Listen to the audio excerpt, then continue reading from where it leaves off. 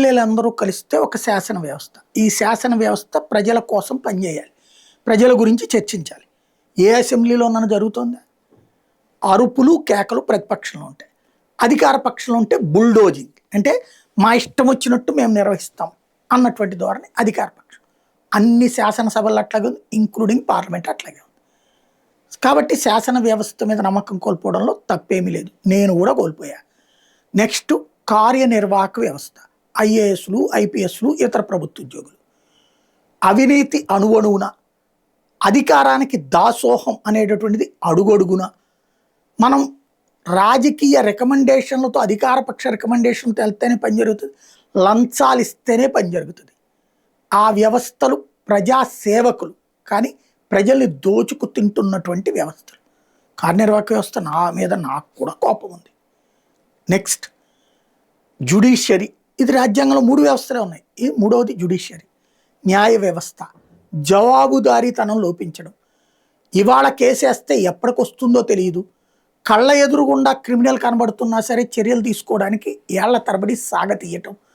న్యాయవాదులేమో వాయిదాల మీద వాయిదాలు అడిగి వాయిదా కింతని ఆ కక్షిదారి దగ్గర డబ్బులు వసూలు చేస్తుంటే వాళ్ళు వాళ్ళ స్వార్థం కోసం చేస్తున్నారని తెలిసి, ఇన్ని రోజుల్లోపు ఈ కేసు పరిష్కరించాలని తెలిసి కూడా పరిష్కరించి అంత డీప్గా ఆలోచించే తీరిక లేనన్ని కేసులలో ఒత్తిడిలో గురవుతున్నటువంటి న్యాయమూర్తులు చివరికి ఏళ్ల తరబడి దశాబ్దాల తరబడి కేసులు సాగతీస్తున్నారు. తక్షణ న్యాయం జరక్కనే ప్రజలు ఎన్కౌంటర్లు కోరుకుంటున్నారు, బహిరంగ శిక్షలు కోరుకుంటున్నారు.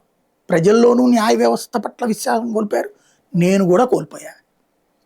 నెక్స్ట్ 4వది, ఇది 4th ఎస్టేట్ అంటారు కానీ అధికారికంగా రాజ్యాంగం ప్రకారం గుర్తించబడిన ఎట్లాంటి అధికారం లేదు. సాధారణ పౌరులకు ఇవ్వబడినటువంటి వాక్ స్వాతంత్ర హక్కే జర్నలిస్టులకైనా ఉంది, సాధారణ ప్రజలకు ఉన్నటువంటి వ్యక్తి స్వేచ్ఛ హక్కే మీడియాకు కూడా ఉంది.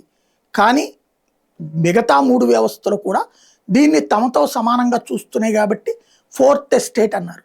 కానీ ఒకప్పుడు వీళ్ళ ముగ్గురు చేసే తప్పుల్ని ఎత్తి చూపెడతా, లేదా వాళ్ళ లోపాలని వాళ్లే ఆత్మవిమర్శ చేసుకునే విధంగా చర్చ జరిగేందుకు ఉద్దేశించినటువంటి ప్లాట్ఫామ్లు మంది ఎక్కువైతే మజ్జిగ పలచనయ్యేటట్టు, రాజకీయ పార్టీల కార్యకర్తల్లాగా మతవాదానికి కొంతమంది, కులవాదానికి కొంతమంది, రాజకీయ పార్టీలకి కార్యకర్తల కొంతమంది, మీడియా ఛానళ్ళు పేపర్లు పనిచేస్తుండడం వల్ల ఆ వ్యవస్థ మీద కూడా విశ్వసనీయం కోల్పోయాం. ఇది నేను కూడా కోల్పోయా. కాక్రోచ్ జనతా పార్టీ వ్యవస్థాపకుల వారు అదే చెప్తున్నారు, అన్నిటి మీద విశ్వాసం కోల్పోయాం కాబట్టి ప్రజలు ఒత్తిడి అవసరం అన్నటువంటిది, ప్రెషర్ గ్రూప్గా ఉంటామని. నీ ఆన్సర్ ఏంటి? నువ్వే starting anti national, starting anti BJP, starting pro India haters, pro terrorist lovers, pro Naxal lovers. ఇంకప్పుడు నిన్నెట్లా ఆల్టర్నేటివ్గా చూడాలి? ఈ వ్యవస్థల్లో మార్పు రావాలి జంజీ కోరుకుంటున్నది ఇన్ఫ్లుయెన్సర్లను తీసుకొచ్చి డ్యాన్సులు వేయించడం కాదు, బూతులు తిట్టించడం కాదు. అక్కడ లోపం ఉంది. ఖచ్చితంగా 4 వ్యవస్థల మీద ప్రజలు విసిగిపోయిన మాట వాస్తవం. ఒక జయప్రకాష్ నారాయణ లాంటి విప్లవం రావాలి, కానీ ఆ జయప్రకాష్ నారాయణ తీసుకొచ్చిన విప్లవం కారణంగా దిగిపోయినటువంటి ఇందిరాగాంధీ 2 ఏళ్ళు తిరిగేటప్పటికి మళ్ళీ అధికారంలోకి వచ్చిన దేశం ఇది. ప్రపంచంలో వ్యవస్థలకి మార్చాలంటే, ఇంక్లూడింగ్ ఇండియాలో సిజేపీ అయినా సరే, మనం జెన్యూన్గా ఉంటా, పబ్లిక్ దగ్గరికి వెళ్ళి ఎక్స్ప్లెయిన్ చేసుకుని ఆ లోపాలు మన దగ్గర నుంచి లేకుండా చేసి మనం ప్రత్యామ్నాయం అని ప్రజాస్వామ్యంలో ఎన్నికల ద్వారా గెలిచి సాధ్యమవుతుంది తప్పించి, జంజీ ఉద్యమాల పేరుతో నేపాల్లో జరిగి ఏం మార్పు వచ్చింది? ఇప్పుడు అక్కడ మతోన్మాదులు పెట్టరేగిపోతున్నారు, విసిగిపోయినటువంటి హిందువులు తిరుగుబాటు చేస్తున్నారు. శ్రీలంకలో ఏం సాధ్యమైంది?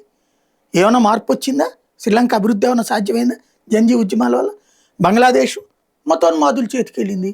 జంజీ ఉద్యమాల పేరుతో జరిగినటువంటి ప్రతి చోట సెకండ్, ఇంక్లూడింగ్ పాకిస్తాన్, మతోన్మాదుల చేతిలోకి వెళ్ళింది అక్కడ. అది మనం గుర్తుపెట్టుకోవాల్సిన నిష్ఠుర సత్యం.